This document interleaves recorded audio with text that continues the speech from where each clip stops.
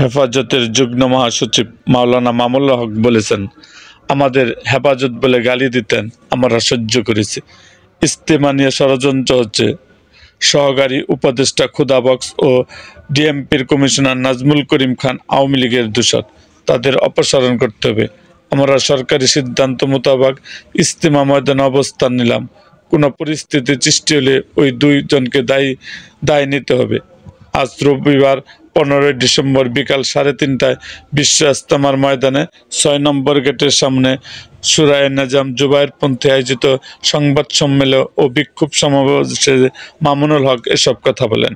মামুনুল হক বলেন, আলেম সমাজের প্রতিনিধি, ধর্ম উপদেষ্টা এখন দেশের বাইরে। এ সুযোগে খুদা বক্স ও কমিশনার নাজমুল করিম খান এসব করছে। একটি শান্তিপূর্ণ পরিবেশে মুরব্বীদের নিয়ে সমস্যার সমাধান করতে হবে। তিনি আরো বলেন, সরকারি সিদ্ধান্ত মেনে আমরা আছি। যে কোনো পরিস্থিতি সৃষ্টি হলে দায় দুজনের। আমরা প্রয়োজনে তুরাগ নদীতে আমাদের রক্তে লাল করে দেব। সমাবেশে অন্যান্যদের মাঝে বক্তব্য প্রদান করেন মাওলানা জুনায়েদ আল হাবিব, মুফতি মামুনুল হক, মুফতি ফজলুল করিম কাশিমি ও মাওলানা মাসুদুল করিম প্রমুখ।